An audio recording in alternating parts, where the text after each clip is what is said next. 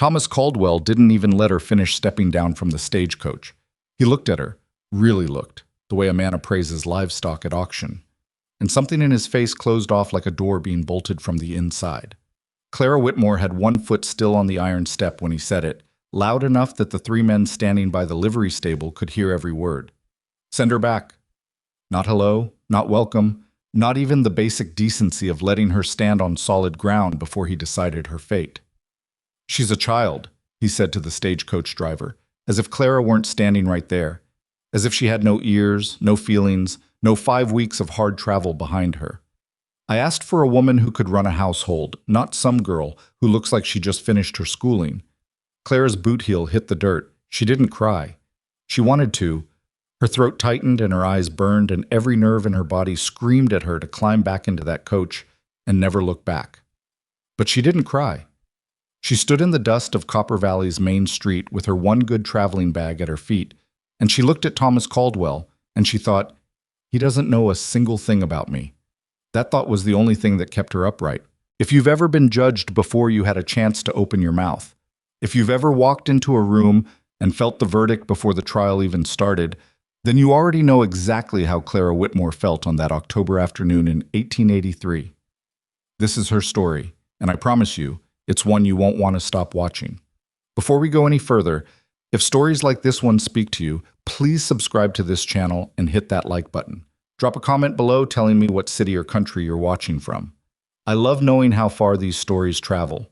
Now let's get back to Clara, because what happens next changes everything. She had come a long way to be dismissed in under 30 seconds. Clara Whitmore had grown up in Columbus, Ohio, in a house full of books and not much else. Her father, Professor Edmund Whitmore, had been the kind of man who could quote Aristotle while burning dinner and genuinely not notice either one. He'd raised Clara alone after her mother passed when Clara was 9, and what he'd lacked in practical parenting he'd made up for in conversation. By the time Clara was 12, she could hold an argument about philosophy. By 15, she was correcting her father's essays. By 20, she was quietly running the household, managing his correspondence, tutoring neighborhood children for extra money, and wondering if this was all her life was going to be. Then Edmund Whitmore died. Quietly, in his reading chair, with a book still open in his lap, Clara had found him there on a Tuesday morning, and the world she had built her whole identity around simply stopped. She had no siblings, no nearby relatives, a small inheritance that would last perhaps 8 months if she was careful, and a letter on the desk from a matrimonial agency her father had contacted the previous spring, apparently without telling her, addressed to a Mr. Thomas Caldwell of Copper Valley, Colorado Territory. She'd read it 3 times before she understood what she was looking at. Her father had been trying to secure her future. In his clumsy, well-meaning, entirely presumptuous way, he had decided that his daughter needed a husband in a place where her intelligence and capability would actually be valued rather than politely tolerated. He'd written a letter describing Clara in the most honest terms he knew, well-read, practical, capable of hard work, deeply loyal. He had not mentioned her age prominently. He had mentioned her qualities at length. Thomas Caldwell had written back expressing interest. Clara could have torn the letter up. She almost did. Instead, she sat with it for 2 weeks, during which time she sold most of the furniture, settled her father's debts, and tried to imagine a life that didn't feel like slow suffocation. Then she wrote to Thomas Caldwell herself. She was direct. She told him her age, 22, her situation, and her intentions. She told him she wasn't looking for rescue. She was looking for partnership. He had written back and said he'd meet her stage. She had taken that as acceptance. She had been wrong. The stagecoach driver, a weathered man named Hicks, who'd made this run 40 times and seen plenty of mail-order situations go sideways, cleared his throat and looked at the ground. "Sir," he said carefully, "the young lady's come a long way." "That's not my concern," Thomas Caldwell said. He was a large man, broad-shouldered, somewhere in his mid-40s, with the kind of face that had been handsome once and hardened into something merely authoritative. He wore good boots. His shirt was clean. He was, by Copper Valley standards, a man of considerable standing, and he stood like he knew it. "I was clear in my requirements. I need someone who can handle a working ranch. She can't be more than 20 years old." 22, Clara said. He looked at her then, really looked, for the first time. She held his gaze and didn't flinch. 22, she repeated. I told you that in my second letter. You replied, which means you either didn't read it or you read it and decided it didn't matter. Either way, Mr. Caldwell, that speaks more about you than it does about me. A silence settled over the street that felt like a held breath. The three men by the livery stable had stopped pretending to work. A woman in a gray dress on the opposite boardwalk paused with a basket on her arm. Even the horse tied to the post in front of the general store seemed to still itself. Thomas Caldwell's jaw tightened. It wasn't fury exactly. It was something worse, a kind of cold dismissal, the look of a man who has decided a problem is beneath his attention. Miss Whitmore, he said, I don't think you understand what ranch life requires. Then explain it to me. This isn't a classroom debate. No, she said. It isn't. So stop treating it like one and say what you mean. His eyes narrowed. For just a second, just a flash, something shifted in his expression. Not respect exactly. More like surprise, the way a person looks when something they expected to be soft turns out to have an edge. Then it was gone. The arrangement won't work, he said. I'll cover your return fare. He turned and walked back toward his horse. Clara stood in the dirt and watched him go, and the anger that rose in her chest was so clean and complete that it almost felt like calm. She was not going to cry. She was not going to call after him. She was not going to beg. She picked up her bag. The woman in the gray dress across the street was still watching. Clara had nowhere to go. That was the simple, humiliating truth of it. She had spent the last of her careful savings on the stage fare. She had a bag with 3 dresses, her father's worn copy of the Republic, a hairbrush, and roughly $4.60 in coin. The next eastbound stage wouldn't come through for 6 days. There was no telegraph office. There was no one in Copper Valley who knew her name outside of the context of being the woman Thomas Caldwell had just publicly refused.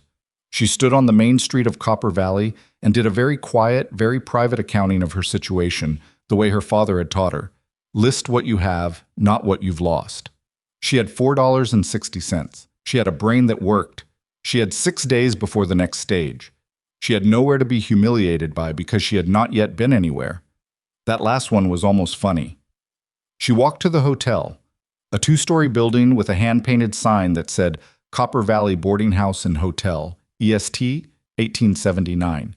And she went inside and she asked, without preamble, how much a room cost per night. The man at the desk looked up. He was heavy-set, with a beard going gray at the edges, and he had that particular quality of a person who has absorbed the town's gossip before it's even finished traveling. He already knew who she was. $1.50, he said, per night. She did the math without letting it show on her face. 4 nights plus meals would clean her out entirely.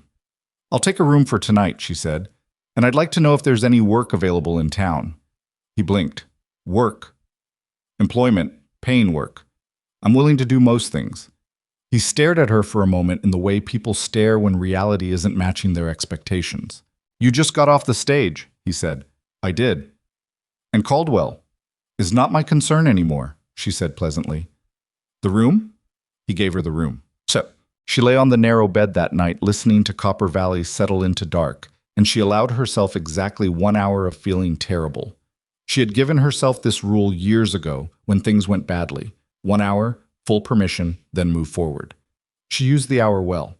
She thought about her father's letter, the one she hadn't known about until after he was gone, and she felt the particular grief of being loved imperfectly by someone who meant it completely.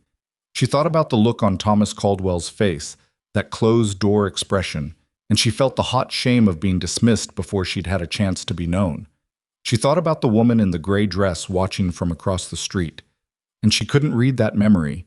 It had felt like pity, or maybe something else. When the hour was up, she sat up in the dark and thought practically. She needed income. She needed it in 6 days, or she would be on the stage east with nothing to return to. Copper Valley was small. She'd counted perhaps 200 residents walking the main street, maybe more if you included the outlying ranches. Small towns had specific needs. What did she know how to do? She could teach. Her father had been a professor. She'd spent her life watching, assisting, and eventually replacing him when his health had started to fail in his last years. She'd taught neighborhood children informal lessons for 3 years. She was good at it, Not because she had formal credentials, but because she actually found people interesting and she could explain things multiple different ways until one of them landed. She could keep books. Her father had been terrible with money, and she'd managed the household accounts since she was 16. She could cook adequately, sew competently, and organize almost anything. The question was whether any of those things were needed in Copper Valley, and whether anyone here would look past who she was associated with, or rather, who had failed to want her, long enough to consider her capable. She fell asleep with the problem still unsolved, which was also something her father had taught her. Sometimes the brain needed to rest to find the door it was looking for. The woman in the gray dress found her at breakfast. The boarding house had a small dining room with 4 tables, and Clara was sitting at one of them with a cup of coffee and the problem she had been trying to solve the night before, when the door opened and the woman came in and sat down directly across from her without being invited. She was perhaps 60, with sharp eyes, and the kind of posture that suggested she had once been told to sit up straight and had never stopped. Her gray dress was neat and well maintained. She carried a leather satchel that looked like it had been used hard for many years. "You're the Whitmore girl," she said. "I'm Clara Whitmore," Claire said. "You have me at a disadvantage." "Margaret Ellison. I run the schoolhouse." She folded her hands on the table and studied Clara with the frankness of someone who had long since stopped worrying about what other people thought of her directness. "I watched what happened yesterday." "Most of the street watched what happened yesterday." "Yes, well, most of the street went home and talked about it over supper. I went home and thought about it." Margaret Ellison tilted her head slightly. "Your father was an educator." Clara set down her coffee cup. "How do you know that?" "Caldwell's a talker when he's nervous, and he was at the general store this morning trying to explain himself. Said the agency had described you as a professor's daughter, educated, and that he'd misread the situation." A small, precise smile. "He was trying to make the mistake sound like your fault." "He's good at that," Clara said. "He hadn't finished looking at me before he'd made up his mind." "Men of his type usually haven't." Margaret Ellison's hands unfolded and she reached into her satchel and produced a single sheet of paper, which she placed on the table between them and smoothed with 2 fingers. "I have 31 students ranging from age 6 to 14. I have 1 room, 1 wood stove, and 1 pair of hands that are, frankly, getting too old for the work. I've been asking the town council for an assistant for 2 years. The answer has consistently been that there's no money." She paused. "There's still no money. But I have a room above the schoolhouse that's been used for storage, and I can offer you board in exchange for assistance, plus a small stipend if we can squeeze it from the supply budget." Clara looked at the paper. It was a simple accounting: number of students, attendance records, a list of names. She could see from the attendance figures that a significant number of children were missing on any given week. "Why are so many absent?" she asked. "Because their families need them. Chores, younger siblings, harvest work. The children who do come are often behind where they should be because there simply aren't enough hours in the day for me to give each of them what they need." "How far behind?" "Some of the older ones can barely read. Parents who came west didn't always have much schooling themselves. They don't always see the urgency." Margaret Ellison's voice was flat, not judgmental, just accurate. "I love these children. I want better for them. But I'm 63 years old and I'm tired, and I would rather share the work with someone young and capable than watch it slowly fall apart." Clara looked up from the paper. "You don't know that I'm capable." "No," the older woman agreed. "But I know you stood your ground in the middle of that street yesterday when most women would have wept and climbed back on the coach. And I know your father was Edmund Whitmore of Ohio, whose papers I've read, and whose thinking I've found valuable. Whether the apple fell far from the tree is what I'd like to find out." She paused. "The offer stands for 24 hours. After that, I'll assume you've decided to take the next stage east."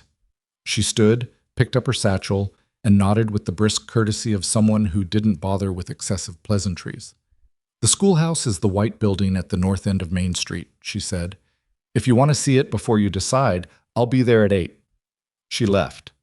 Clara sat with the coffee she'd stopped tasting and the paper with 31 names on it, and she felt the first stirring of something that wasn't just survival instinct.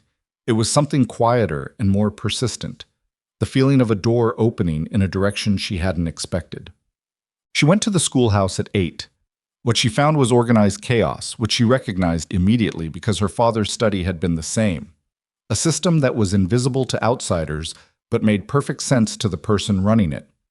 31 children were distributed across 5 mismatched rows of benches and desks, ranging from a girl of about 6 who was clearly terrified to a boy of 13 or 14 who was clearly bored, and communicating this through a continuous low-grade campaign of disruption that included, in the first 3 minutes, Clara stood in the doorway. A paper wad launched at the back of another boy's neck, a whispered comment that made 2 girls giggle and a third cry, and a loud yawn timed precisely to Margaret Ellison's opening sentence. His name was, Clara would later learn, Donnie Marsh. He was 14, large for his age, not stupid, which was in some ways the most dangerous combination in a classroom. Margaret Ellison registered Clara's arrival with a slight nod and continued her lesson. Clara came in quietly and stood against the back wall and watched for the whole morning. What she saw was a woman doing the work of 3 people with the energy of 1. Margaret was patient, methodical, clearly devoted, and spread so thin that the children who needed the most attention were consistently the ones who got the least. The youngest ones got lost during lessons aimed at the older group. The older ones disengaged, waiting for material that actually challenged them. Donnie Marsh operated in the gap between both groups, finding entertainment wherever he could manufacture it. By noon recess, Clara had a plan. She told Margaret over the lunch that Margaret produced from a small basket with the efficiency of someone who had been eating at her desk for decades. "You need the room divided," Clara said. "Not the physical room. You can't do anything about that. But the instruction. 2 groups, different lessons happening simultaneously. You take the older children, I take the younger ones.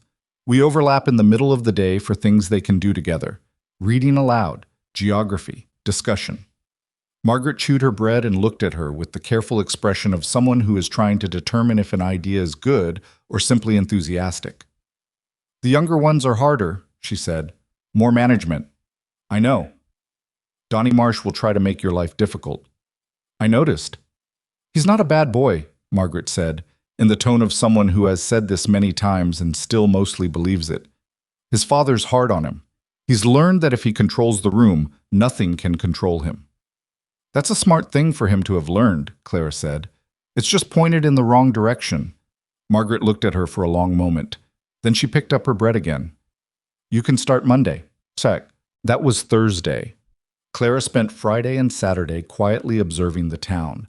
Not from the boarding house, but moving through it, stopping in at the general store, walking the length of Main Street twice, sitting in the small park near the water trough, where older men gathered in the afternoons to talk and watch the street. She was learning the shape of the place. Who mattered? Who knew things? How information traveled? What she learned was not entirely encouraging. Thomas Caldwell's version of events had gotten there before her.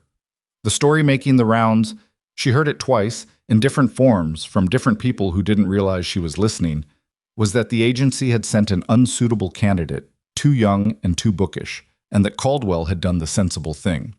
In this version, Clara was a polite unfortunate rather than a person who had been publicly humiliated. People felt sorry for her in the vague, distant way they might feel sorry for bad weather. It didn't translate into interest or assistance.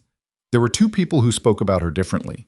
One was Margaret Ellison, who had apparently told the schoolhouse parents, a group she spoke to with considerable authority, that she had taken on a helper and she expected the same respect to be extended to Clara that was extended to herself. The other was a man Clara had not yet been formally introduced to, a ranch hand named Ethan Ward, whose name came up in an odd way on Saturday afternoon.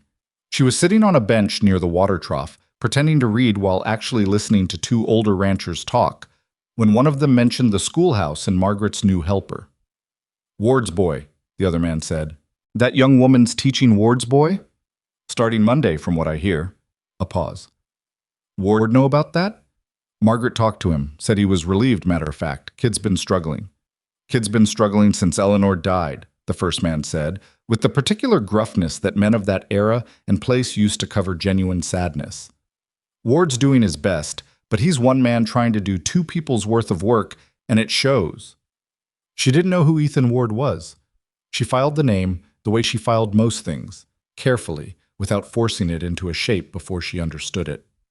Monday arrived with the particular cruelty of all dreaded mornings, earlier than expected, colder than hoped for, and completely indifferent to whether Clara was ready.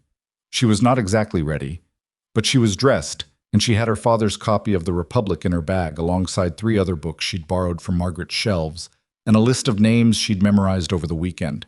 She walked to the schoolhouse in the gray morning light with the kind of deliberate calm that is not the same as actual calm, but can, if maintained long enough, become it.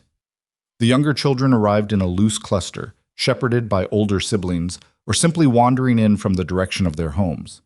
Clara counted 12 in her group, ages 6 through 9, a range that included everything from complete literacy to children who were still learning to hold a pencil correctly. One of them was Noah Ward. She knew him immediately, not because she'd been told what he looked like, but because of the way he sat. He was 7 years old, with dark hair and his father's tendency towards stillness, and he sat at the end of the third bench with his hands folded and his eyes fixed on the desk in front of him in the specific way that children sit when they are waiting to be disappointed. Clara had seen that posture before. She had worn it herself, in the years after her mother died, sitting in rooms where she never quite knew the rules. She began class without ceremony. "My name is Miss Whitmore," she said. "I don't know most of your names yet, but I will by Friday. We're going to do something different this morning. I'm going to tell you a story, and in the middle of it, I'm going to stop. And I want you to tell me what happens next." 12 faces looked at her with varying degrees of suspicion and interest. She told them a story about a girl who found a river that ran backward, and what she had to do to find out why. By the time she stopped in the middle, 8 of the 12 had their hands up. Noah Ward's hand was not raised, but for the first time since he'd sat down, he was looking at her. Donnie Marsh, from across the room in Margaret's section, spent the first hour and a half of Monday morning testing Clara's peripheral awareness with a series of escalating provocations aimed primarily at the younger children. He was skilled at this, the kind of practiced irritant who knew exactly how far to push before crossing a line that would require official response. Clara didn't turn around. She didn't acknowledge him. She just kept teaching. At the break, he tried a more direct approach. "Hey," he said, appearing at the edge of her group with the studied casualness of someone trying very hard to look unconcerned. "You're the woman Caldwell didn't want." The younger children went quiet. Clara finished her sentence to the girl she'd been speaking with before she looked up. "You're Donnie Marsh," she said. "Margaret's told me about you." Something flickered in his face. He'd expected a reaction to the Caldwell comment, and not getting one had thrown him slightly off balance. "She say I'm a troublemaker?" "She said you were smart. That's usually more dangerous than being a troublemaker." He stared at her. Whatever response he'd prepared for didn't fit this conversation. "Go back to your bench," she said, not unkindly. "You've got better things to do than try to rattle me. I've been rattled by better." He went. Not gracefully. He made it look like his own decision, but he went. From the back of the room, Margaret Ellison caught Clara's eye over the heads of the students and gave the smallest nod. Acknowledgement. Not approval exactly. It was too early for that, but recognition that the morning had gone better than it might have. By Wednesday, Noah Ward had told a story out loud. It wasn't a long one. It was 3 sentences about a horse that could jump over mountains, offered in a voice barely above a whisper, while looking at the floor. But it was 3 more sentences than he'd offered to any teacher before, according to Margaret. Clara wrote it down in her notebook that evening and didn't make a large thing of it. By Friday, 2 of the 6-year-olds who had been struggling with their letters were getting through simple words independently. It was small progress, the kind that doesn't announce itself, but Clara had learned from her father that small progress was the only kind that lasted. Grand gestures in education were like rain on a drought-cracked field. The water ran off before the ground could absorb it. Small and steady was what changed things. She was writing these observations at the small table in the storage room above the schoolhouse, which had been cleared and furnished with a cot, a washstand, and a small stove, making it functional, if not comfortable, when someone knocked at the outside door below. She went down. The man standing at the schoolhouse door was not tall or particularly imposing, or any of the things she'd half expected from the fragments of conversation she'd collected about Ethan Ward. He was medium height, dark-haired, going slightly gray at the temples, somewhere in his mid-30s, with the kind of lean build that came from work rather than want. He held his hat in his hands. He had the posture of someone who was uncomfortable making requests. "Miss Whitmore," he said, "I'm Ethan Ward." Noah's father. I know, she said. Come in. He stepped inside and looked around the schoolroom with an expression she recognized. A parent cataloging an environment where his child spent his days, checking it against some internal measure of safety or adequacy. She'd seen her father do it when she started teaching neighborhood children. He talked about your story, Ethan Ward said finally. The backward river. He told it to me at supper, start to finish, and then he went quiet the way he does, and then he said, he stopped and turned his hat in his hands. He said he thought maybe he wanted to tell you a different ending. Clara looked at him. He didn't raise his hand on Monday. No, he doesn't usually. A pause. He doesn't usually say much at all since his mother passed, 18 months ago. He said it plainly, without performance, the way a fact is stated when it has been lived with long enough to lose its shock and hasn't yet lost its weight. I'm sorry, Claire said. He's a good boy. He just... Ethan stopped again. This was a man who had learned to be careful with words, she thought, not because he didn't have them, but because he'd found them unreliable in situations that mattered. I wanted to thank you, whatever you're doing. I'm not doing much, she said honestly. Mostly I'm just making it safe to try. He looked at her directly for the first time since he'd come in. He had dark eyes, careful and a little tired, and for a moment they just looked at each other in the way that strangers sometimes do when they recognize something in each other before they have language for what it is. Well, he said, it's working. He put his hat back on, nodded, and left. Clara stood in the quiet schoolroom after the door closed, and she was aware of something she hadn't expected to feel standing in a drafty room in a town that had rejected her 10 days ago. She felt, for the first time in a very long time, like she was exactly where she was supposed to be. She didn't trust the feeling. She was still practical enough for that. But she let herself have it for a moment, standing in the dark with 31 names memorized and a backward river story half finished in her notebook, before she went back upstairs and went to work. The backward river story had 3 different endings by the time November arrived. Noah Ward had offered the first one on a Tuesday, still looking at the floor, still barely above a whisper. The girl in the story found the source of the problem, a stone that shouldn't have been there, and moved it, and the river ran right again. Clara had written it down without comment, which was, she had learned, the correct response. The moment you made too large a thing of a child's offering, they pulled it back like a hand from a flame. The second ending came from a girl named Alice Purcell, age 8, gap-toothed and loud and absolutely certain about everything, who declared that the girl should leave the river alone because maybe backward was better for the river even if it looked wrong to everybody watching. Clara had written that one down too and spent the evening thinking about it in a way that had less to do with teaching than she wanted to admit. The third ending was still unresolved. Clara kept it that way on purpose. An open story she'd found kept children coming back. They needed to know how things ended even when they pretended not to care. What she hadn't expected was that Donnie Marsh would care. He'd been listening from across the room. She'd known it. She could feel the particular quality of his attention shifting during the story sessions. That pretense of disengagement dropping just slightly, the way a person tries not to look at something that interests them because looking would mean admitting interest.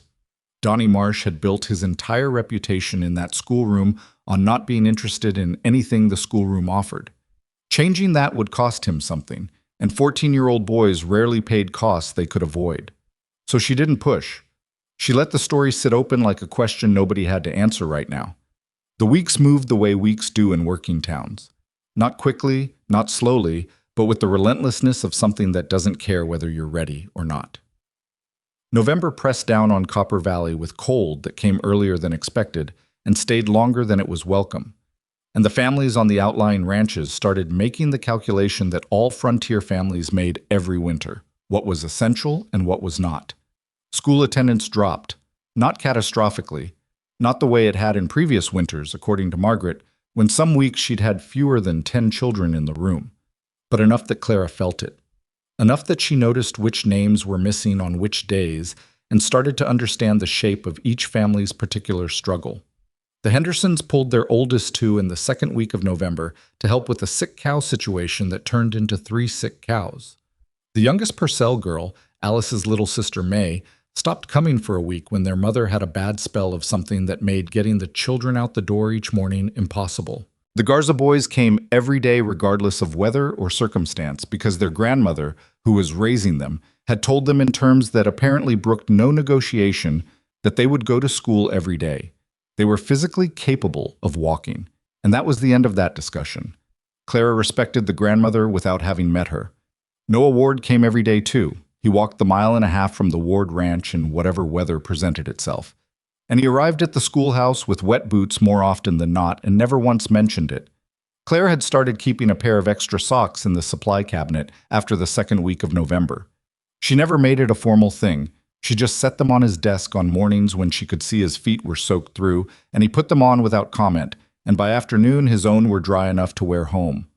Ethan Ward found out about the socks in the third week of November. He appeared at the schoolhouse door on a Thursday afternoon after the children had left.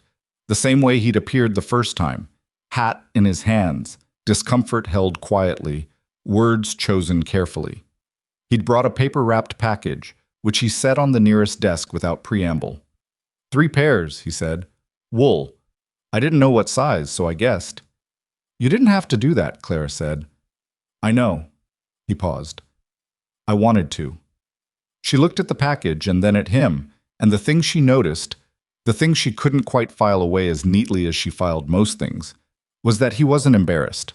Most men in her experience were embarrassed by small gestures of gratitude, covering them with gruffness or deflection. Ethan Ward just stood with the stillness that was apparently simply how he occupied space and waited for her to say something. Thank you, she said. He talks more, Ethan said, at dinner about the stories mostly, but also about the other children. He told me Alice Purcell argues about everything, and he said it like it was the best thing that had ever happened to him. Clara almost smiled. She does argue about everything. Noah doesn't argue about anything. He said this without apparent self-pity, just observation. Eleanor, his mother, she was the talker in the house. After she passed, it got quiet in a way I didn't know how to fix. He turned his hat once in his hands. I'm not sure you're fixing it, but it's less quiet. She didn't say anything about that because there wasn't anything to say that wouldn't either diminish it or make it larger than he seemed to want it to be. She just nodded, and he seemed to find that sufficient. He left. She stood in the empty room with the wool socks on the desk, and the particular warmth of having been seen accurately by someone who hadn't been looking for anything in return. The trouble with being seen, Clara was learning, was that it went both directions. The town had been watching her from the beginning, that she'd always known. Small towns watched newcomers the way the body watches a foreign substance, waiting to determine if it was going to be absorbed or expelled. What she hadn't fully anticipated was how the nature of the watching would change as the weeks passed. In the beginning, the watching had been about Thomas Caldwell. She was the woman he'd rejected, the cautionary tale about mismatched expectations, the mild ongoing gossip that gave people something to talk about when the weather and the cattle prices grew tiresome. She could live with that watching. It was impersonal. It had nothing to do with her. But now the watching was about the schoolhouse. Parents had started talking. Not to her. Most of them didn't speak to her directly yet, because she was still new enough and Caldwell adjacent enough that some caution felt warranted. But she could feel it in the way they looked at her when she walked down the main street. A slight shift. A recalibration. Mrs. Henderson had nodded at her outside the general store with the kind of nod that means something more than basic acknowledgement. One of the Garza boys' grandmother, a small, iron-backed woman named Cecilia, who wore black every day as a permanent state of mourning for a husband who had died before Clara was born, had stopped her on the street and said, in accented English that was careful and precise, "My grandsons learn. They come home with words." And then she had walked on, which Clara had interpreted correctly as high praise. The watching that concerned her was different from all of that. It came from a direction she hadn't been paying enough attention to.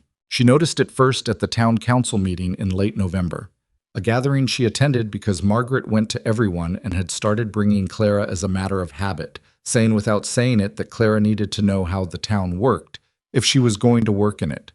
The meeting was held in the back room of the general store and was attended by 8 men and 1 other woman besides Margaret and Clara. They discussed water rights, road maintenance, and a complaint about a fence line, none of which was particularly interesting, but Clara listened to all of it because the listening was the point. Near the end, the school came up. It was Thomas Caldwell who raised it. She hadn't expected him to be there. She hadn't been avoiding him exactly. They had crossed paths twice since the stagecoach incident, both times briefly, both times without incident, the polite blankness of two people agreeing through mutual silence to pretend the awkward thing had not occurred. He'd looked at her both times with an expression she couldn't entirely read. Not guilt, not arrogance, something more complicated that she didn't spend much energy on because she had other things to think about.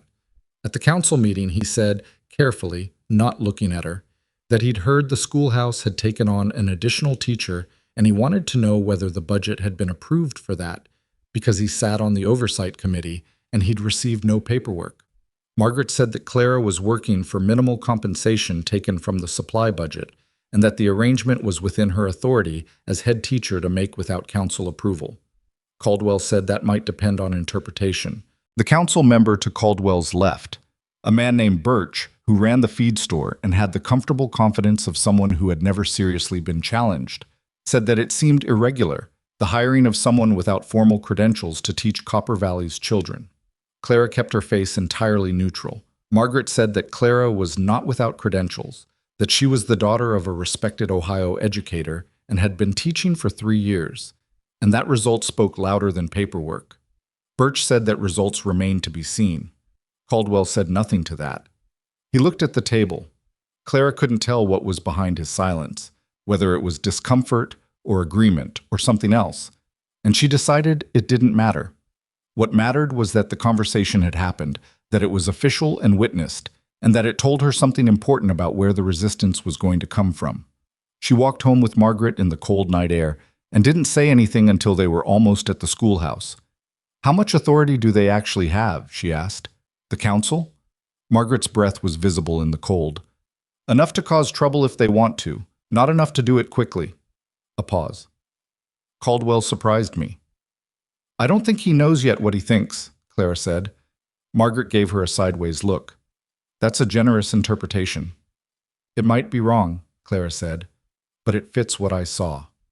December brought two things Clara hadn't planned for: Donnie Marsh's breaking point and her first real conversation with Ethan Ward. The Marsh situation arrived on a Monday morning, which was, in Clara's developing experience of Copper Valley, when most of the week's disasters chose to announce themselves. She had walked into the schoolhouse to find that someone, and there was not much mystery about who, had taken every book off the lower shelves and arranged them on the floor in a pattern that spelled out, in large letters formed from the spines, the word "leave." The children who'd arrived before her were standing around it with the particular guilty silence of witnesses who are glad they aren't responsible. Clara stood in the doorway for a moment. Then she stepped around the books and went to the wood stove and added fuel to it without commenting on the floor. She got the fire going, hung up her coat, and said good morning. One by one, the children found their seats. The books remained on the floor. Donnie Marsh arrived 8 minutes late, which was also unusual. He was normally early, another thing he pretended not to be because it would imply caring. He came in and saw the book still on the floor and the absence of any reaction from Clara, and she could see him working through what that meant. She let him work through it for 2 hours. At the midday break, she asked him to stay in. He sat across from her desk with his arms crossed and his face arranged into the expression of a person who is not afraid and is very much afraid, and she didn't say anything about the books.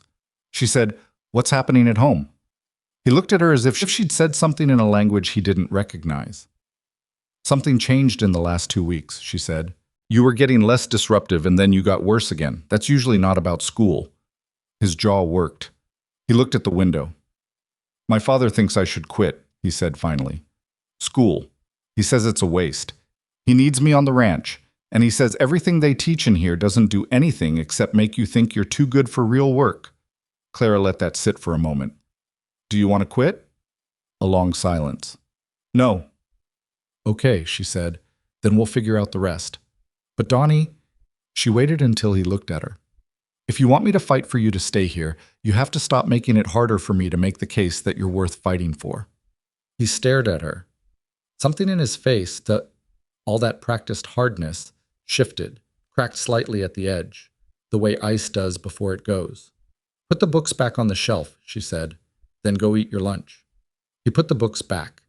He did it without being told twice, without attitude, quickly and quietly, And then he went outside and Clara sat at her desk and breathed for a moment, because that had gone better than it had any right to.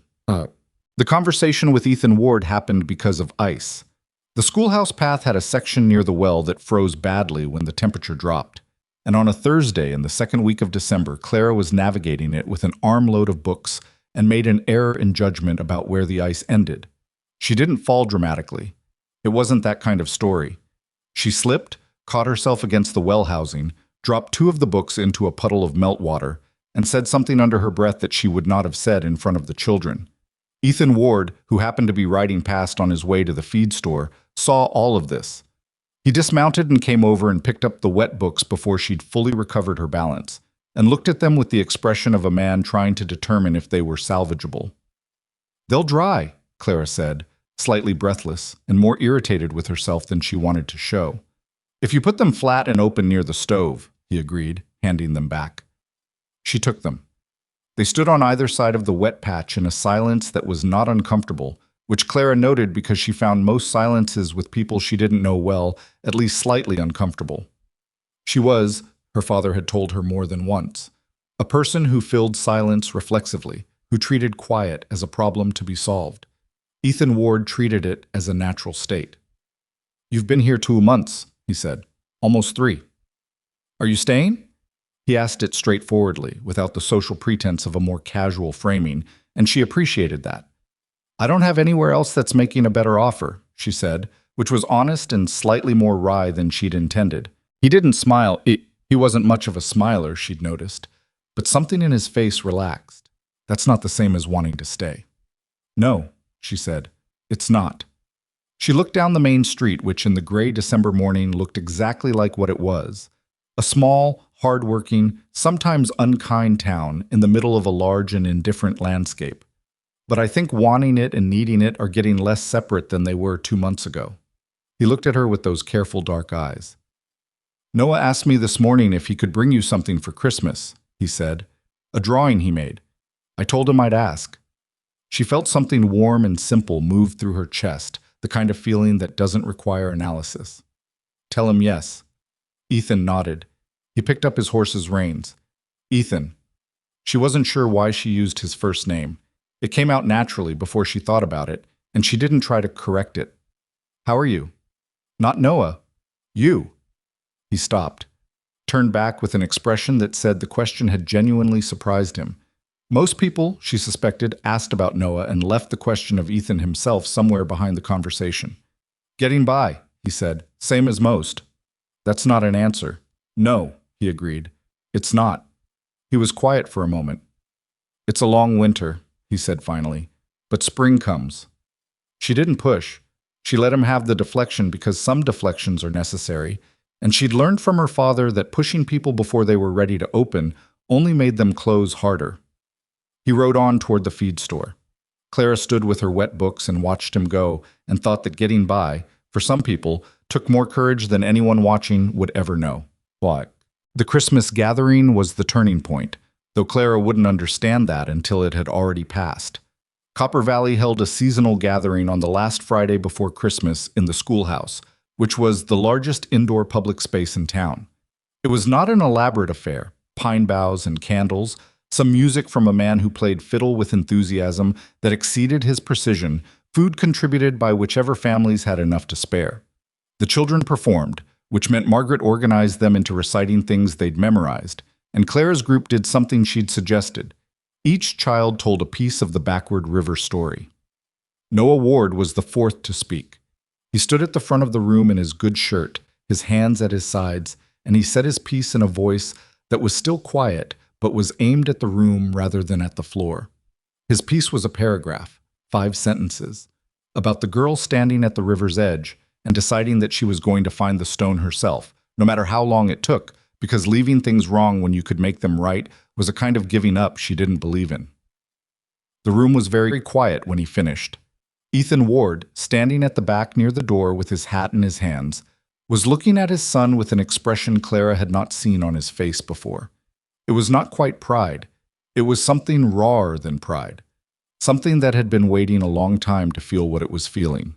She looked away because the moment was his and Noah's and not hers to hold too long. What she did not look away from was Thomas Caldwell, who was standing near the refreshment table and who was also watching Noah Ward, and whose expression was the complicated one she'd noticed before. The one she'd told Margaret was a man who didn't know yet what he thought, except that now it had clarified slightly. He looked, for the first time since she'd met him, like a man who suspected he'd been wrong about something and was working out the exact dimensions of the error. She didn't approach him. The evening wasn't the right time, and she didn't have anything in particular to say, but she catalogued it the way she catalogued most things, and she carried it home in the cold night air alongside Noah's drawing, a river curving back on itself, with a small figure standing on the bank, and the slowly solidifying feeling that Copper Valley was changing around her in ways that were not yet finished. The winter still had months to run. The council oversight question was still unresolved. Donnie Marsh's father was still an obstacle that Donnie hadn't found a way around. And Clara Whitmore, who had arrived in this town with $4.60 and a rejected future, was still technically living in a storage room above a schoolhouse, wearing borrowed wool socks against the cold. But in the schoolhouse gathering, 31 children had performed, and the room had listened, and for an hour Copper Valley had been united around the fact that its children were worth paying attention to. That was something. It wasn't everything, she was practical enough to know that, but it was enough to keep her standing. January in Copper Valley was not the month for second chances. It was the month for endurance, for keeping the stove fed and the livestock alive and the mind from going too dark in the long stretches between one useful thing and the next. Clara had learned this in December and confirmed it fully by the second week of January, when the cold settled into the kind of permanent that stopped feeling like weather and started feeling like a condition of existence. The schoolhouse held, though. That was what mattered. Attendance dropped further in the worst weeks.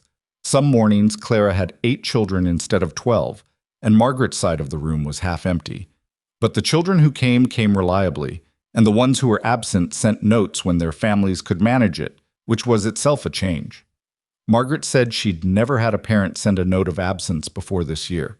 The notes were short, misspelled, and completely sincere, and Clara kept every one. Noah Ward was never absent. He arrived every morning with ice on his coat collar and sat down and unfolded whatever he'd been thinking about on the walk, in the way another child might unpack a lunch. By January, he was reading 3 levels above where he'd been in October, not because Clara had pushed him, but because she had simply made reading feel like something worth doing rather than something being done to him. He told his father that books were like the backward river story. They went somewhere unexpected if you followed them far enough. Ethan had repeated this to Clara on one of his Thursday afternoon appearances at the schoolhouse, and she had written it in her notebook and not said much because some things didn't need comment. What did need attention, as January ground forward, was the council. The question Caldwell and Birch had raised at the November meeting had not dissolved the way Clara had half hoped. It had done the opposite. It had gathered itself quietly over the holiday weeks and returned in January with more structure and more official weight. A letter arrived at the schoolhouse addressed to Margaret Ellison in the formal language of institutional authority, informing her that the Copper Valley School Oversight Committee would be conducting a review of the current teaching arrangement and requesting documentation of Clara Whitmore's qualifications and results. Margaret read the letter at the kitchen table in her house, where she'd invited Clara for coffee on the Saturday morning it arrived, and then she set it down and looked at her coffee cup for a long moment. "They have the authority to do this," she said. "I want you to know that before I say anything else. This is not harassment. It is within their rights." "I know," Clara said. "What they don't have is the authority to remove you without a formal hearing. That's in the town charter. I've read it twice since November." Margaret looked up. "We have time to prepare. Not much, but some." Clara turned her coffee cup in her hands. The letter was on the table between them, and she could read the names at the bottom from where she sat. Caldwell, Birch, and a third name she recognized from the council meeting, a man named Harlan Cole, who ran the largest cattle operation in the valley, and who had said almost nothing at the meeting, but whose silence had had a quality to it that Clara had noted as the silence of a person who has already decided and is simply waiting. "What does the committee actually want?" she asked. "Not officially. What do they want?" Margaret was quiet for a moment. "Birch wants order. He's a man who finds change threatening and dresses that threat up as concern for standards." A pause. Cole wants whatever Caldwell wants, because Cole's water rights run through Caldwell's land, and they have an arrangement. That's not conspiracy, that's just how small towns work. Another pause. Longer. Caldwell? She stopped. You still don't know what Caldwell wants, Clara said. I thought I did in November. Now I'm less certain. Clara nodded slowly. She'd been carrying the same uncertainty about Thomas Caldwell for weeks, turning it over without arriving at a conclusion. The man she'd met on that October street, the one who'd dismissed her without a second glance, seemed, in the months since, to have been replaced by a more complicated version of himself. She'd seen it in the way he'd watched Noah Ward at the Christmas gathering. She'd seen it in the way he'd gone quiet at the council meeting rather than pressing his advantage when he had one. None of that meant he was an ally, but it meant something. She didn't say any of that to Margaret. What she said was, "Tell me exactly what documentation they're asking for." She had 2 weeks before the review. The documentation request was, on its surface, reasonable: a record of student progress, attendance, any formal training or credentials, and a statement of teaching methodology. The subtext, and Clara was good at reading subtext, having spent her childhood in a house full of a man who communicated primarily through implication, was that the committee was looking for a gap they could use. They needed a formal deficiency. A credential she didn't have, a record she couldn't produce, a standard she'd failed to meet. She started with what she had. She had 3 years of informal teaching records from Columbus, kept in the meticulous way her father had kept everything, dated, annotated, organized. She had her father's own credentials, which were not transferable but demonstrated the educational environment she'd grown up in. She had the attendance records from the Copper Valley Schoolhouse since October, which showed a clear improvement in consistency. And she had the progress assessments Margaret had conducted in December, which documented, in Margaret's precise and credible handwriting, exactly how far each child had moved since Clara's arrival. What she did not have was a formal teaching certificate. There was no way around this. The Ohio Board of Education issued certificates. She had never applied for one because her teaching had always been informal, and her plans had been, until recently, unclear. The committee would find this gap and would use it. She spent the first week of her 2 weeks gathering what she had and thinking very carefully about what to do with what she didn't. On a Tuesday evening, Ethan Ward knocked at the schoolhouse door. She'd been expecting him Thursday. His visits had settled into a Thursday rhythm, without either of them formally naming it as such. And his Tuesday appearance caught her at the table with papers spread across it, and her hair coming loose from its pins, and a general air of someone in the middle of a problem. "Sorry," he said, taking in the papers. "I can come back." "Stay," she said, and then felt the slight oddness of saying it so directly, and covered it by pulling out the opposite chair. "I could use a different perspective." He sat. He looked at the papers the way he looked at most things, carefully, without rushing. She explained the review, the committee, the credential gap. She told him what she had and what she was missing. She told him her plan, which was still more intention than strategy. He was quiet for a moment after she finished. "What does Birch actually want?" he said. "Order," she said. "Confirmation that things are running the way they're supposed to run." "Then give him order." She looked at him. "I'm not sure what you mean." "He's not a man who responds to argument," Ethan said. "I've known Birch for 6 years. He doesn't change his mind when you make a better case. He changes his mind when the situation around him changes enough that his original position stops making sense." He turned his hat in his hands. "What would make your arrangement look more official than it looks right now?" She thought about it. "A formal agreement between me and Margaret, written, specific about responsibilities and compensation." "Can you do that before the review?" "It's not whether I can, it's whether it'll look like what it is, something written after the fact to satisfy a requirement. Only if you let it look like that." He paused. "Margaret's had you in that schoolroom for 3 months. Any formal agreement you write now is just documenting what already exists. That's not dishonest." She looked at him for a moment. He was right, and the rightness of it was the plain, practical kind that she responded to better than most things. She picked up a pencil and started making notes on a blank page at the edge of the spread. Ethan watched her write and didn't say anything else, which was, she was finding, one of his better qualities. He didn't talk to fill space. When he'd said what was useful, he stopped. After a while she looked up and realized she'd been writing for 20 minutes, and he'd simply been there, patient as a fence post, waiting. "Thank you," she said. "I didn't do much." "You did enough." She set down the pencil. "Can I ask you something?" "You can ask." "Why do you keep coming here? You've gone out of your way for me more times than Noah's socks justify." He looked at her steadily. "Because you went out of your way for my son when you didn't have to. You were new here and nobody was watching and you still did it." A pause. "A person like that is worth going out of your way for." She didn't have a ready answer for that. She hadn't expected the directness of it. Ethan Ward was usually indirect in the way of a man who'd learned that directness could be used against him. "Also," he said, and a very slight something moved at the edge of his mouth. That was not quite a smile, but was the nearest thing to one she'd seen from him. "You're the only person in Copper Valley I've talked to in 6 months who doesn't eventually get around to asking me about selling the East Pasture." She laughed. A short, genuine, slightly surprised laugh. And he looked pleased with himself in a quiet way.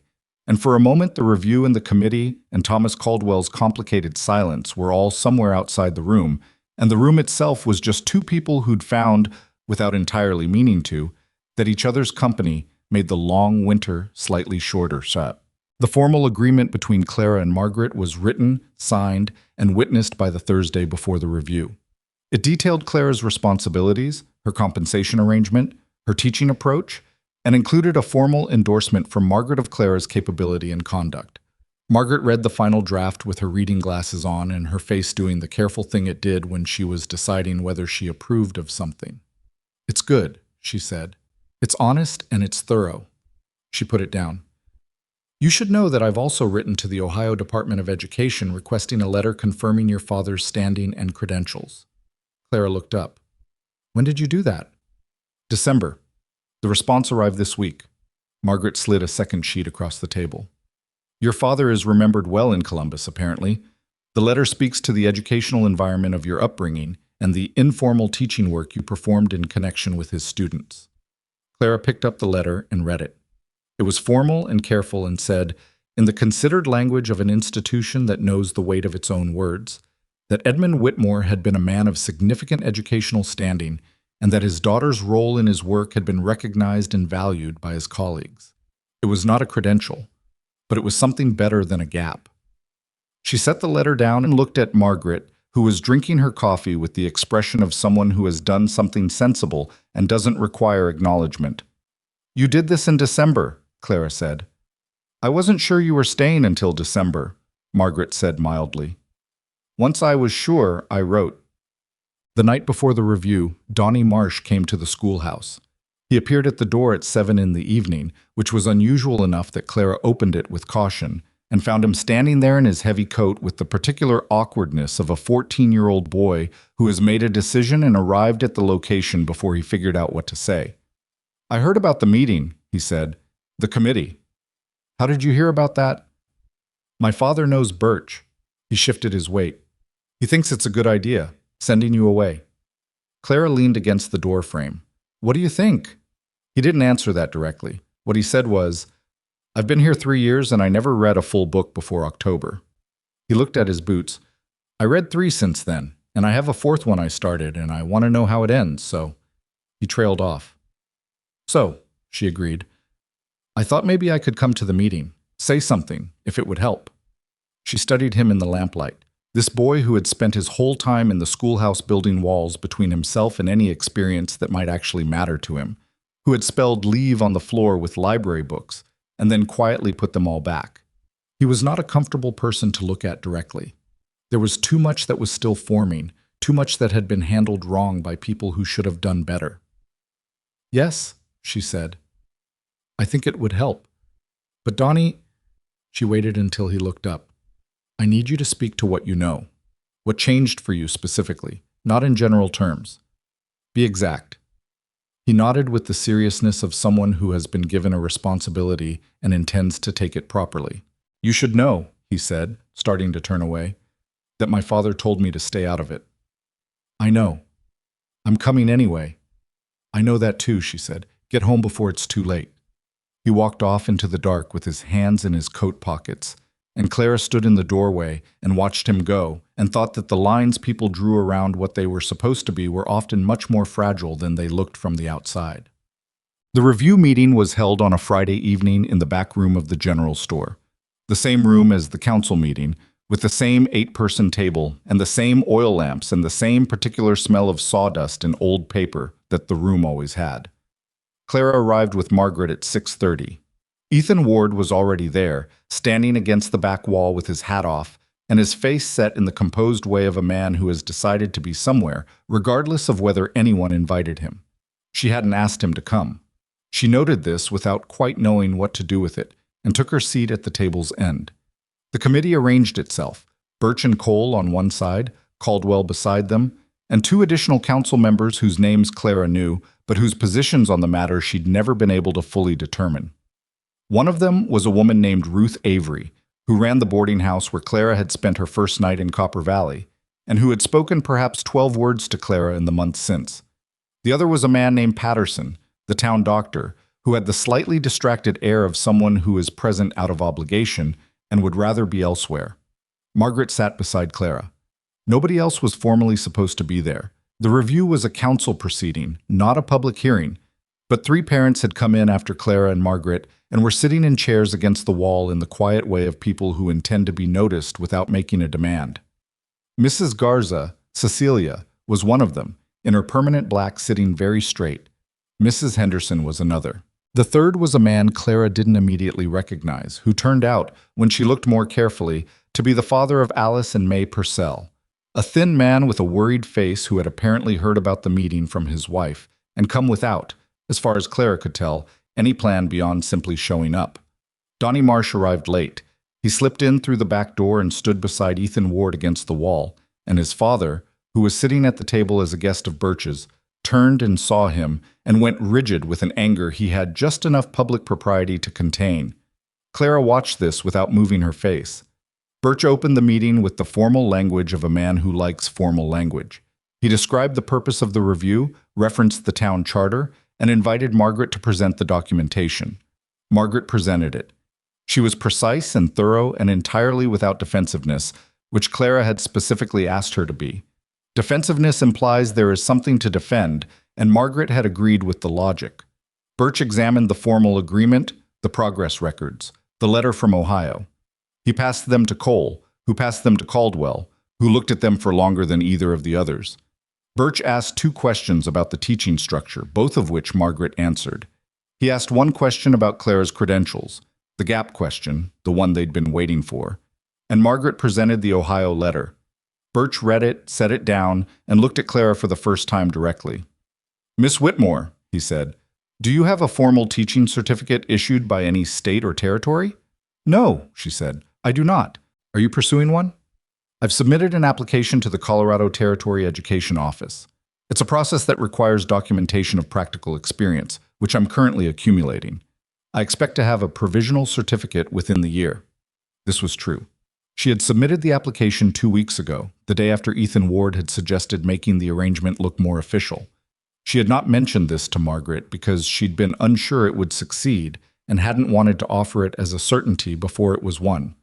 Margaret looked at her briefly with an expression that said they were going to discuss this later. Birch sat back. He had the look of someone who has found the gap they were expecting and found it smaller than anticipated. He exchanged a glance with Cole, and Cole gave a small shrug that suggested he was prepared to follow Birch's lead whichever way it went. It was Caldwell who spoke next. He had been quiet through the whole proceeding, which was not unusual for him.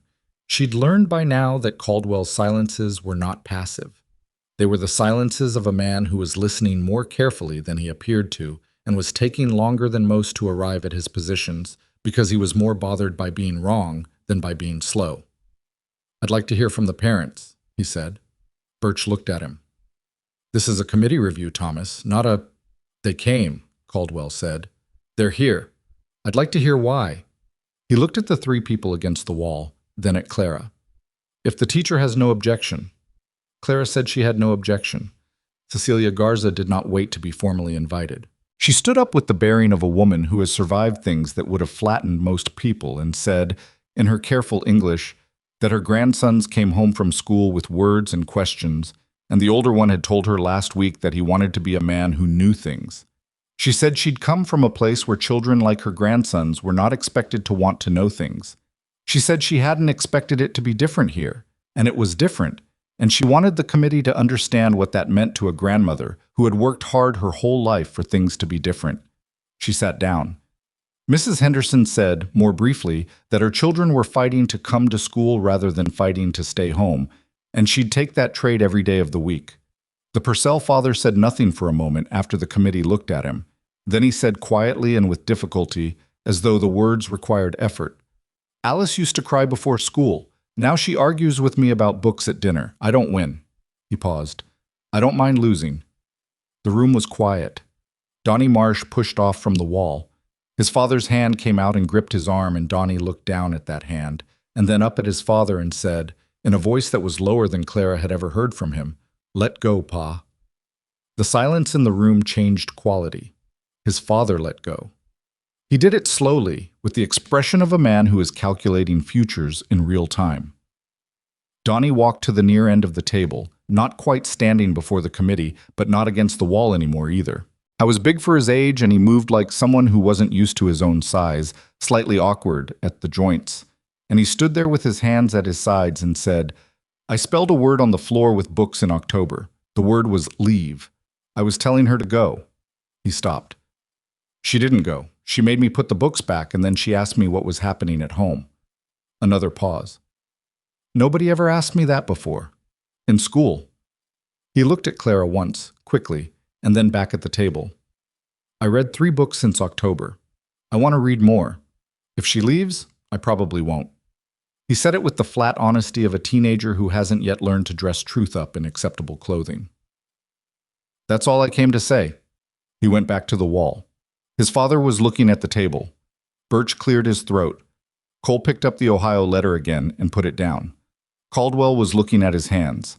Ruth Avery, who had said nothing in the entire proceeding, spoke for the first time. "I'd like to call a vote," she said. Birch looked at her. "We haven't finished the review." "I think we have." She said it pleasantly and with the complete immovability of a woman who has been in this town longer than anyone else at this table and has earned the right to say what's true in a room. Birch looked around the table. Something had shifted in the room, not dramatically, not with any single decisive moment, but in the accumulated weight of everything that had been said and not said over the past hour. He had come here with a gap, and the gap had not been as large as he'd needed it to be, and the parents had filled whatever remaining space he'd had to maneuver in with things he couldn't formally argue against. "Very well," he said. The vote was 4-1. Cole voted against. Birch, after a pause that lasted slightly longer than was comfortable, voted in favor of allowing Clara to continue. Caldwell voted in favor without hesitation, which Clara had not predicted, and which she would think about later in the quiet of the storage room above the schoolhouse. When the meeting ended and the room began to move and disperse, Ethan Ward made his way through the shifting crowd to where Clara was standing, and he didn't say anything at first. He just stood beside her in the way he had of occupying space, steadily, without demand. 4-1, he said. 4-1, she agreed. 1, she agreed. Birch looked like he'd swallowed something unpleasant. "He voted the right way, though." "He did." A pause. "You're staying." She turned to look at him. The oil lamps were burning low and the room was emptying around them, and he was looking at her with those dark eyes that were less careful than usual, less guarded, as if the evening's outcome had opened something that had been held shut. "I'm staying," she said. Something in his face moved in the quiet way of someone who had been carrying a tension they hadn't fully admitted to and felt it release. Donnie Marsh was leaving with his father walking stiffly, saying nothing, and Donnie walking beside him with the face of someone who had done a hard thing and was not yet sure of the cost. Clara caught Donnie's eye as he passed and gave him a nod that she meant to carry everything she couldn't say in a public room. He gave her a short nod back, and then looked away quickly, because 14-year-old boys who have just done something brave find it very difficult to be looked at directly afterward. Cecilia Garza paused beside Clara on her way out. She put one small, dry hand briefly on Clara's arm, just for a second, just contact, no words, and walked out with the dignity of someone who has said everything necessary. Thomas Caldwell was the last of the committee to leave. He gathered his papers slowly, and as he passed Clara, he stopped. She met his eyes. "Miss Whitmore," he said. He seemed to be working toward something. She could see it in the set of his jaw, the slight furrow between his brows. I want to say—" He stopped. He was not, she was realizing, a man who apologized easily or well, and what he was attempting was something that clearly cost him. "You voted fairly," she said, giving him the exit. He looked at her sharply, as if expecting something else, and then his face settled. "Yes," he said. "I did." He paused. "Your students are better than I expected." "My students are exactly who they always were," Clara said. "They just needed someone to take them seriously." He absorbed this. Then he nodded, short, sincere, and walked out. Margaret, appearing at Clara's elbow with her coat and her satchel, and the composed satisfaction of a woman who has watched the correct outcome arrive, said nothing for a moment. "The Colorado Territory application," she said finally. "Is real and submitted," Clara said. "Good." Margaret buttoned her coat. "The provisional certificate process takes 6 to 8 months." "I know." "Which means we'll be doing this again, in some form, before it's settled." "I know that too." Clara looked at the door through which the committee had left, and the parents had left, and Ethan Ward had left, and she felt the exhaustion of the evening settling into her bones alongside something else. Not triumph, exactly, because she was too practical for triumph at this stage, but the solid, reliable satisfaction of ground that has been held. "But we held it tonight," she said. "That's what matters tonight." Margaret made a sound that in another woman might have been agreement, and in Margaret was as close to warmth as formal habit allowed. They walked out into the January cold together, and above Copper Valley the winter sky was doing nothing dramatic. No stars, just cloud, just dark. Just the ordinary darkness of a small frontier town that had voted 4-1 and would wake up tomorrow and go back to the work of surviving. And Clara Whitmore walked through it toward the schoolhouse with the feeling, clear and uncomplicated for once, that she had earned the right to be exactly where she was standing. The 4-1 vote did not, as Clara had half hoped, settle things. It settled the immediate question. She stayed. The committee filed its paperwork, Margaret received formal acknowledgement of the teaching arrangement, and the general store meeting room went back to being used for cattle price disputes and fence line complaints. On the surface, Copper Valley absorbed the decision the way it absorbed most things, without ceremony, without announcement, with the particular frontier pragmatism that said life was too short and the winters too long to dwell on anything that wasn't actively on fire. But underneath that surface, something had shifted in the town's internal geometry, and Clara was experienced enough by now to feel it even when she couldn't see it. The shift had two faces. The first was good. The parents who had come to the meeting, or heard about it from people who had, were more openly supportive than before. Cecilia Garza had taken to nodding at Clara in the street with a warmth that, from a woman who expressed warmth the way other people expressed legal documents, felt enormous. Mrs. Henderson had brought a jar of preserved peaches to the schoolhouse in late January, wordlessly, set on the step, no note, which Clara had shared with Margaret and considered one of the finer gifts she'd received in her life. 3 new families who hadn't previously sent their children to school inquired about enrollment in February, citing, in the indirect way of people who didn't want to seem like they were making a political statement, that they'd heard the schoolhouse had changed some. The second face was less good. Birch had voted right but had not been made comfortable by it, and uncomfortable men with institutional authority had a way of finding new angles.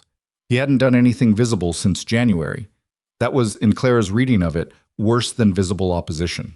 Visible opposition she could prepare for. Quiet disapproval was a thing that gathered in corners and emerged when you were looking somewhere else. And there was the matter of Cole.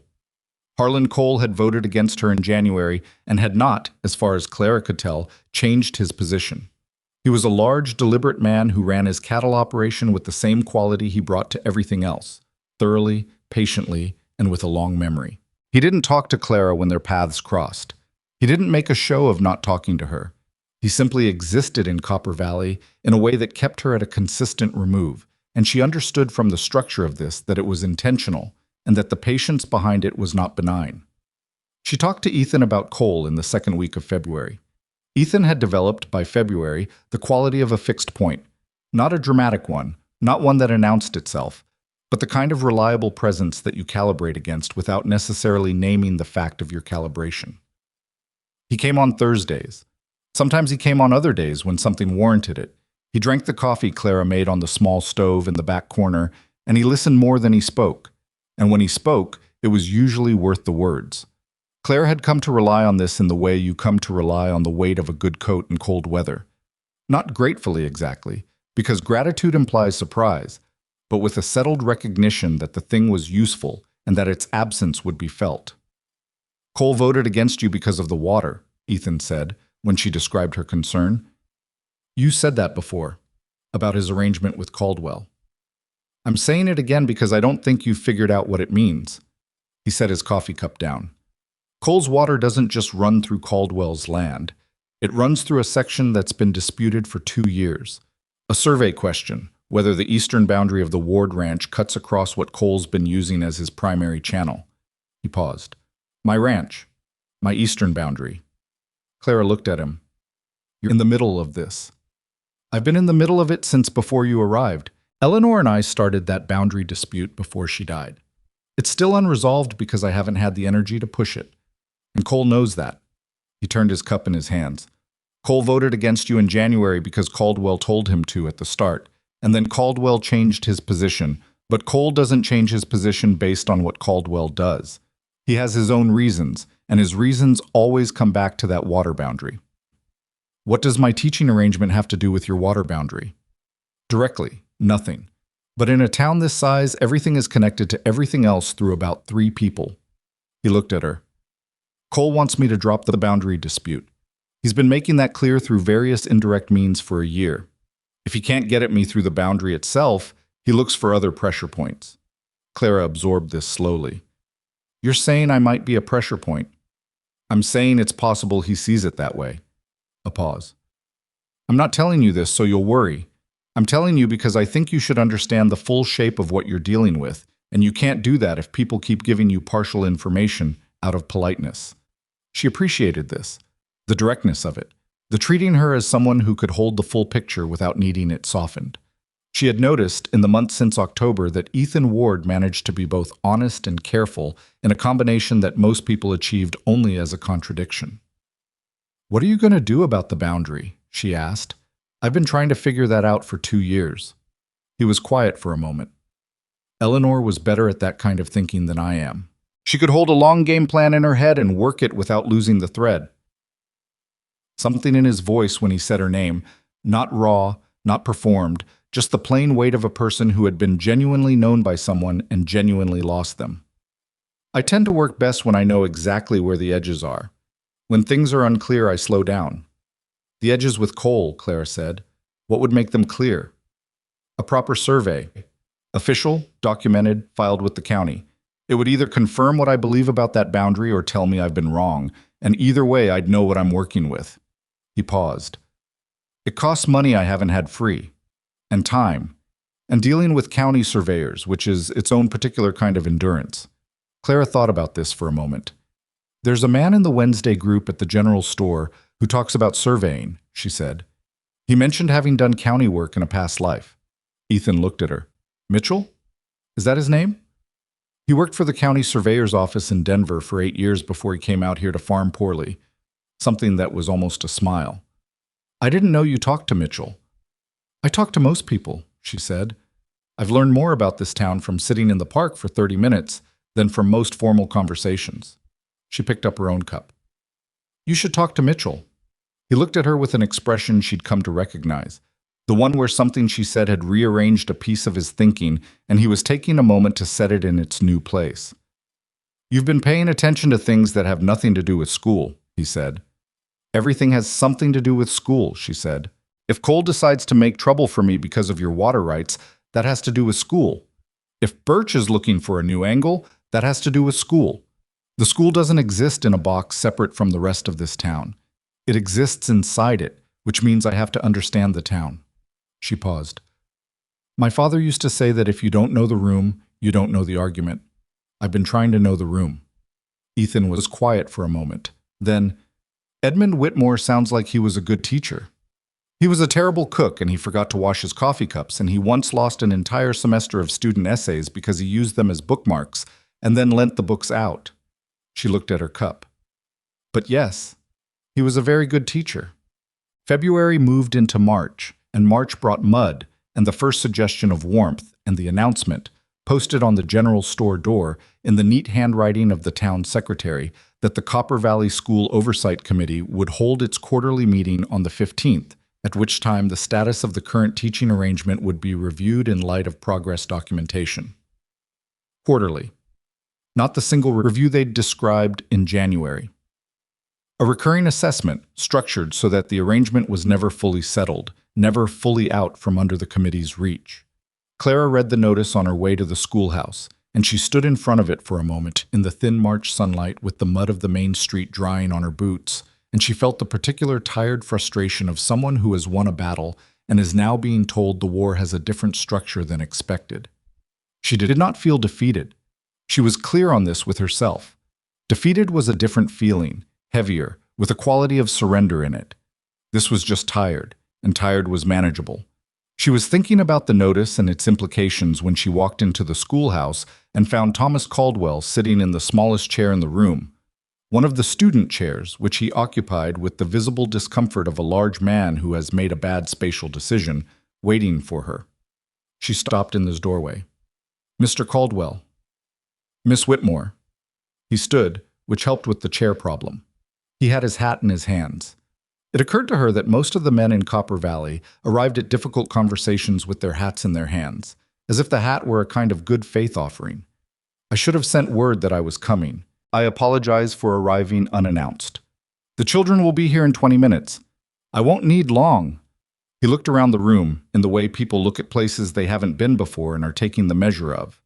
His eyes moved across the shelves of books, fuller than they'd been in October, because Clara had ordered 3 crates of additional volumes from a Denver supplier, using the small savings she'd accumulated from her stipend, and across the student work pinned to the wall, and across the 2 sections of the room with their differently sized furniture. He looked at these things the way he'd looked at the Ohio letter in January, carefully, without rushing. "I put that quarterly meeting in the notice," he said. Clara looked at him. "It was my suggestion, the language about progress documentation." He said it flatly, not as a confession with performance attached to it, just as a fact being stated. "I thought it was a reasonable structure, a formal record of how the arrangement is developing." "It reads as a recurring threat," Clara said. "I know that." He met her eyes. "That's not how I intended it." She studied him for a moment. There was nothing evasive in his expression.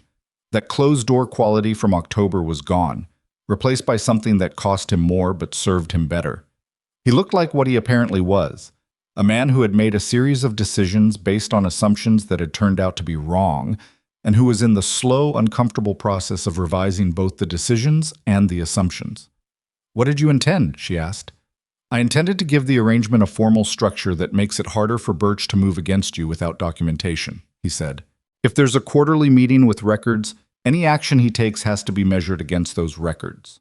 It's harder to remove someone from a position when there's a paper trail showing what they've accomplished." Clara looked at him for a long moment. "That's a protection mechanism." "That's what I hoped." "You could have told me that before it went on the notice." "Yes," he said simply. "I could have." He didn't offer an excuse for why he hadn't, which she found more honest than an excuse would have been. She moved into the room, hung her coat, and went to the stove to build up the fire for the morning.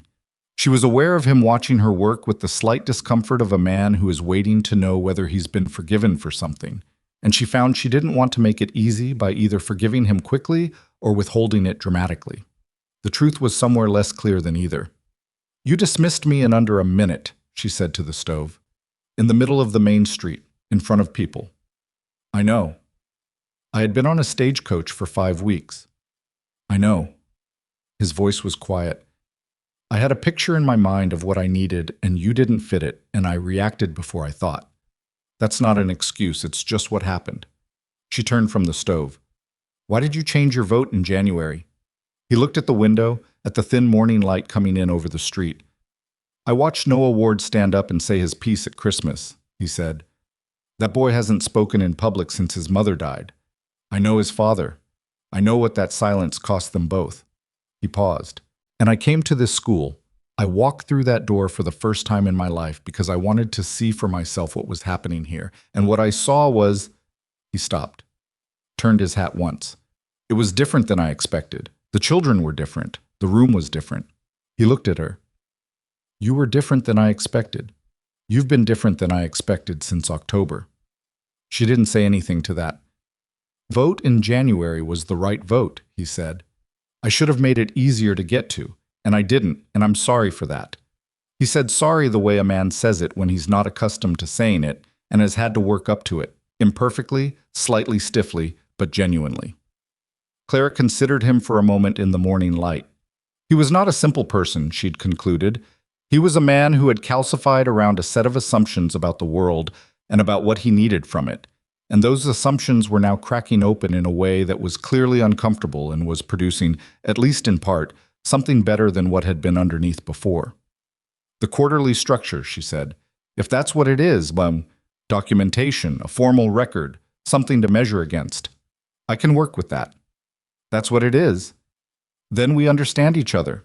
She picked up the attendance ledger from the desk and opened it. The children will be here soon, Mr. Caldwell. He nodded, put his hat on, and moved toward the door.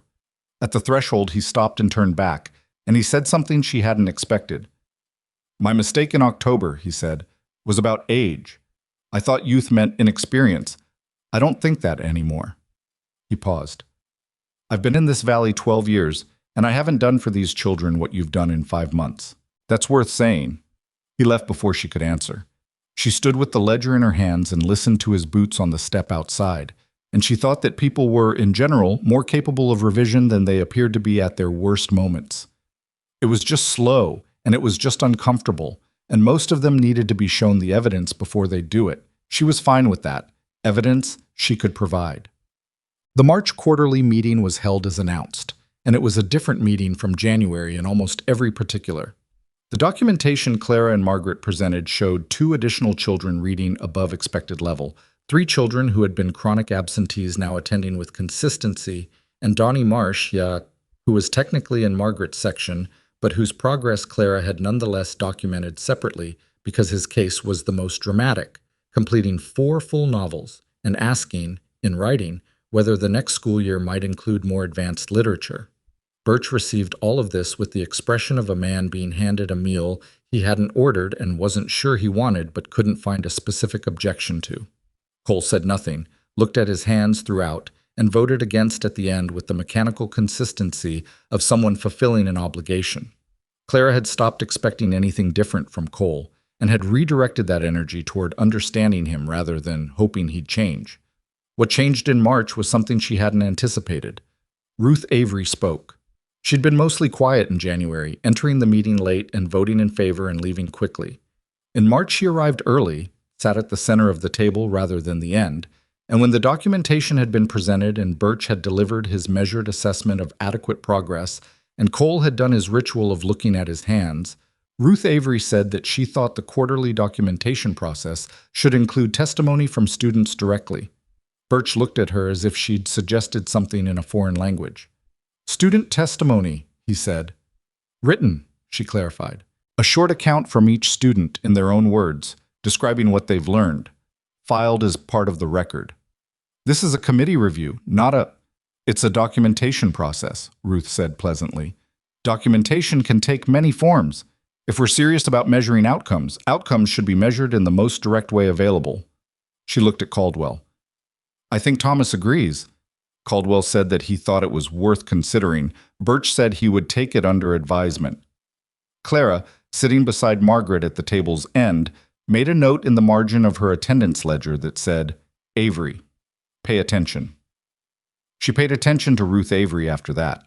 What she found, over the course of several conversations in March and April, at the boarding house, at the general store twice in the street, was a woman who had lived in Copper Valley for 20 years and had watched it change and resist change in turns, and who had developed, through this watching, a very precise sense of where the levers actually were in the town's machinery.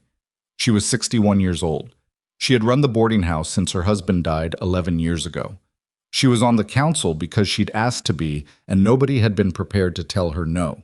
She told Clara, in the direct way of someone who saw no reason for indirection between people who had the same goals, that Birch was not going to become an ally but could be managed, that Cole was a longer problem and would require a longer solution, that Caldwell was, in her estimation, now genuinely useful because men like Caldwell, once they'd revised their position, revised it completely. They didn't do things by halves. She also told Clara, in late April, that the student-written testimonies had been approved by the committee and would be part of the June quarterly documentation. Clara went back to the schoolhouse and told her students to write about what they'd learned. She spent a week helping them, not writing for them, but helping them find the form. Some wrote a single dense paragraph. Alice Purcell wrote 2 pages and had to be gently asked to find an ending.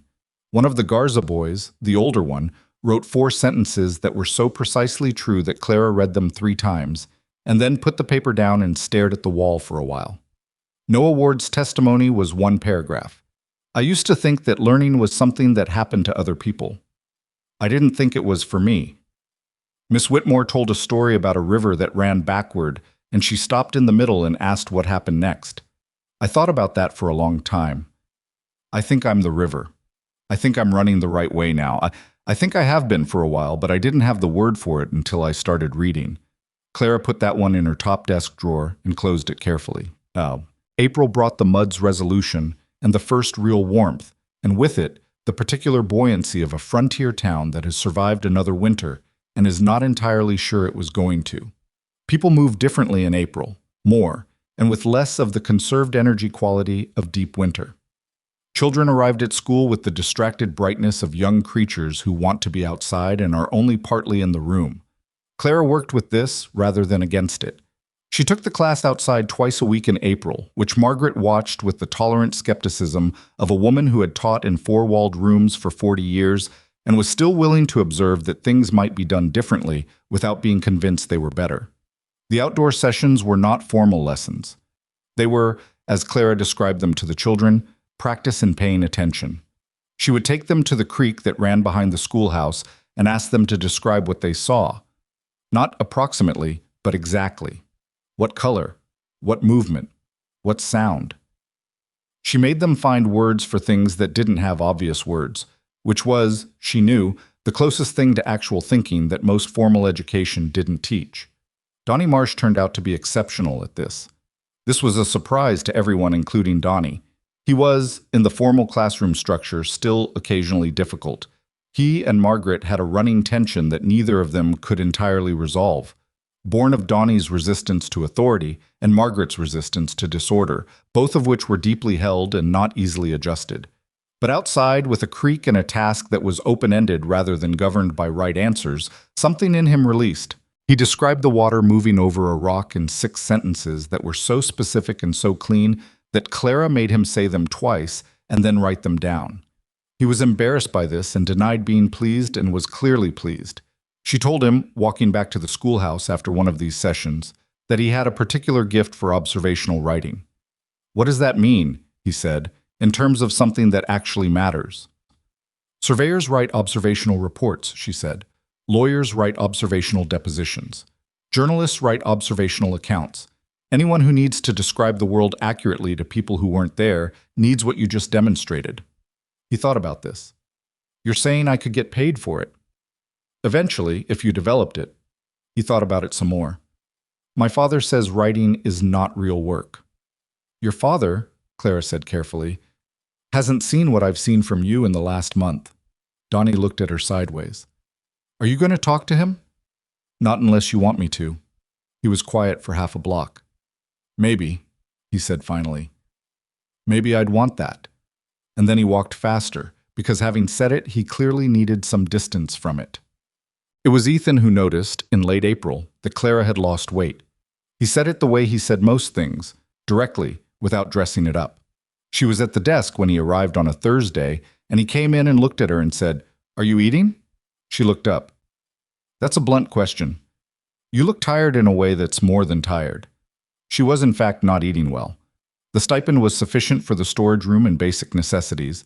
But the additional books she'd ordered in February had taken more of her savings than she'd planned, and March and April had included 3 unexpected expenses: a roof repair on the schoolhouse, a new supply of paper, a pair of boots that had finally given out completely, and she'd been managing the shortfall by eating less and not mentioning it to anyone. She had not planned to mention it to Ethan either, but he was looking at her with that direct attention of his, and she found, under that attention, that she didn't want to be dishonest with him about something this practical. "The book order was more than I budgeted," she said. He set his hat on the desk, which was a sign he was staying longer than usual. "How much short?" "Ethan, how much short?" She told him.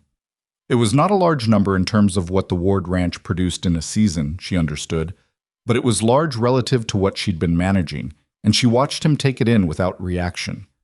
"I have a proposal," he said. She waited. "The Garza boy's grandmother has been asking me for 2 weeks about extra work for her oldest grandson over the summer. Field work, ranch chores, the kind of thing he's ready for physically and would benefit from. I was going to say yes and pay whatever was fair." He paused. "If you tutored him through the summer, kept him reading, helped him with the figures he'll need for real work, I'd consider that part of his wages. Something that goes to you rather than to him in coin." Clara looked at him. "You're constructing an arrangement to help me without letting me call it charity." "I'm constructing an arrangement that benefits the Garza boy, which it does. Whether it also helps you is a separate matter." "It's not a separate matter." "It's not a problem either," he said, meeting her eyes. She looked at him for a moment. This man who showed up reliably and brought wool socks and sat with her paperwork spread across the table and knew when she was not eating and constructed careful arrangements that gave her the dignity of usefulness inside the help he was offering. She had spent 6 months in this town, and she understood now, with the particular clarity that comes from watching someone behave consistently over time, that Ethan Ward was not here because of Noah's socks, or the boundary question, or any of the practical threads he'd offered as reasons. "Why are you here?" she said. "Not the schoolhouse." She meant it broader than that, and he understood. He was quiet for a moment. "Because I was—" He stopped. Started again. "After Eleanor, I stopped thinking there was much ahead that I wanted to move toward. I was doing it, getting up, running the ranch, raising Noah, doing it. But it was all just maintenance, just keeping the thing running." He looked at the desk surface. "And then you arrived and I came to the schoolhouse to thank you for the socks. And you asked me how I was, and I don't—" A pause. "Nobody had asked me that in a long time. Just me, not Noah, not the ranch. Me." Clara didn't say anything. "I keep coming back because here I'm awake." He said the word like he'd found it after looking in several wrong places. "I've been going through the motions for 18 months. And when I'm here, I'm not doing that, and I don't fully understand why, but I know it's true." The late afternoon light was coming through the schoolhouse windows at the angle it came at this time of year, and the room was warm from the stove and quiet from the end of the school day, and Clara Whitmore, who had arrived in this town with $4.60 and a rejected future, looked at this man who had been performing life since his wife died, and was only now, slowly and imperfectly, feeling his way back toward actually living it. "I know why," she said. He looked up. "Because you're not alone when you're here," she said, "and you've been alone for a long time." He held her gaze. Whatever he might have said next stayed unsaid because the schoolhouse door opened and Noah came in from the yard where he'd been waiting, carrying a handful of creek stones he'd apparently decided were important enough to bring inside. And the moment reorganized itself around the presence of a 7-year-old who wanted to know if the stones had names. Clara said they could give them names, and they sat at the table, all 3 of them, and named the stones while the afternoon went quiet around them, and the stove ticked, and the whole thing was imperfect and interrupted in exactly as much as any of them needed it to be.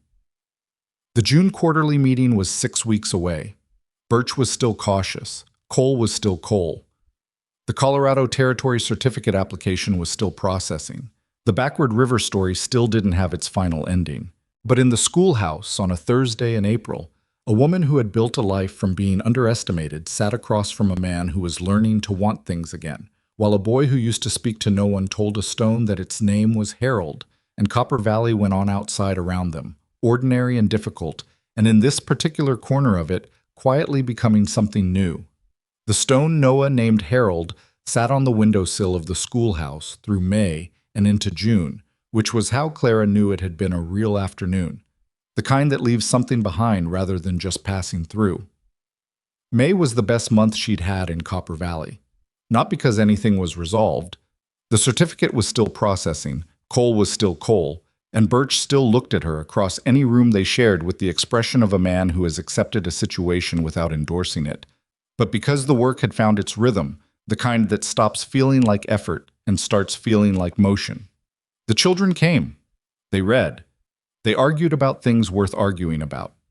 Alice Purcell had started a campaign to get a second bookshelf, which she was conducting through written petitions delivered to Clara each Monday, and which Clara had begun returning with editorial notes because the petitions themselves were evidence of a child who was learning to make a case. Donnie Marsh had, with the particular stubbornness of someone doing a thing they won't admit they care about, written 14 pages of observational accounts since April. He kept them folded in his coat pocket and occasionally produced one as though he'd found it there accidentally. Clara read everyone and made comments in the margin that were more conversation than correction, and Donnie read those comments and responded in the next piece. And what had developed between them was, she thought, the closest thing to a real writing education she knew how to give. His father had come to the schoolhouse in May. She'd prepared for this, in the way she prepared for most things she didn't want to happen, by thinking through the worst version first, accepting that it might occur, and then deciding what she would do if it did. George Marsh was a large man who ran a mid-sized operation east of town, and who had, from everything Donnie had told her and everything she'd observed at the January meeting, a very fixed idea of what a son was for, and a very limited tolerance for anything that interfered with that idea. He'd come on a Wednesday afternoon after the children had left. He didn't take his hat off. Donnie talks about this place more than he talks about anything else, he said. Not as a compliment. He's doing good work, Clara said. He's got chores. He's got responsibilities at home that are more important than... He gestured at the room, the books, the pinned student work. All of this. Clara kept her voice level. I understand that. And I think Donnie understands it too. He hasn't missed a day of homework since January, has he? A pause. George Marsh's jaw worked slightly. No. He comes here and he does his work, and he goes home and he does yours. He's doing both. She paused. I'm not trying to take your son from the ranch, Mr. Marsh. I'm trying to give him something to do with himself that isn't just waiting to be old enough to run it. George Marsh looked at her with the expression of a man who has come in prepared for a fight and found the room rearranged. He looked around at the shelves and the window and the stone on the sill. He writes things, he said finally. He does. I found one. In his coat. He stopped. It was about the creek, the far section where the water comes over the old dam. He stopped again. His voice had changed slightly. The hardness still there, but something underneath it that he clearly wasn't accustomed to. Eleanor, his mother, she passed 7 years back. She used to sit at that creek. When he was small. He looked at the window. I didn't know he remembered. Clara let the silence hold for a moment. He pays attention to things, she said quietly. That's a rare thing. It would be a loss to just use it for fence posts. George Marsh stood in the middle of the schoolhouse for another moment. Then he put his hat back on. He's home by dark, he said. He's always home by dark, Clara said. He left. Not warmly. Warmth was apparently not available in the Marsh family's emotional vocabulary, but he left without having done the thing he'd come to do, which was enough. She told Donnie the next morning simply that his father had come by and they'd talked and it was fine. Donnie looked at her with the expression of someone who wants to ask exactly what was said and has decided not to, because the answer might be more than he's ready to hold. He didn't say to quit? Donnie asked. He did not. Donnie nodded once, looked at the desk, picked up his pencil. Good, he said, in a voice that was working very hard to be casual and wasn't quite getting there. The June quarterly meeting arrived on a Thursday, which meant Ethan was already planning to come, and Clara told him on the Tuesday before that the meeting was that week and he said he knew and he'd be there. And neither of them made anything particular of the fact that his being there had by now become simply assumed. She had the documentation ready. 8 student-written testimonies, the attendance records through May, the progress assessments Margaret had completed, and arrived on a Wednesday morning, 11 days before its scheduled due date, in an envelope with a Colorado Territory seal, the Provisional Teaching Certificate. She'd opened the envelope in the storage room above the schoolhouse, alone, at 6 in the morning before the children arrived. She'd read it twice. It was a single page, formal, signed by the Territory's education director, and it said in the careful language of official documentation that Clara Whitmore was provisionally certified to teach in the schools of the Colorado Territory, pending completion of one full academic year of documented practical experience. She'd sat with it for a while. She wasn't sure what she'd expected to feel. Relief, probably. And she did feel that. But underneath it was something quieter and more specific. She thought about the letter her father had sent to Thomas Caldwell's matrimonial agency without telling her, about the stagecoach and the October Street and the $4.60, about Margaret Ellison appearing at her breakfast table with a list of 31 names and the directness of a woman who had decided not to waste time on indirection, about Noah Ward looking at the floor and then, slowly, not looking at it, about Ethan, who had come to thank her for wool socks and had kept coming back because, as he'd put it, he was awake here. She thought about her father's voice saying, "List what you have, not what you've lost," which had seemed at 22 with no money and a rejected proposal in an unfamiliar town, like a cruel instruction, which had turned out to be the most useful thing she'd ever been told.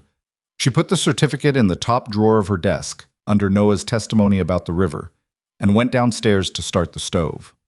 The June meeting was not dramatic. That was the thing about real endings. They rarely were. Dramas built to peaks, lives built to something steadier and less shapely and more durable. Birch received the certificate with the expression of a man who has been waiting for the gap and found it closed. He read it twice, passed it to Cole, who passed it to Caldwell, who read it and set it down and looked at Clara with something that had moved over the 8 months since October, from dismissal to opposition to complicated revision to what she could only describe as a kind of respect that he was still getting used to carrying. Cole voted against. He did it without meeting anyone's eyes, which was, Clara had come to understand, Cole's particular form of integrity. He knew he was on the wrong side of this, and he was voting his obligation rather than his conscience, and he knew the difference, and he didn't pretend otherwise. Birch voted in favor. He did it with the specific lack of grace of a man who has accepted reality and is still slightly annoyed about it, which was, Clara thought, the most honest thing she'd ever seen Birch do.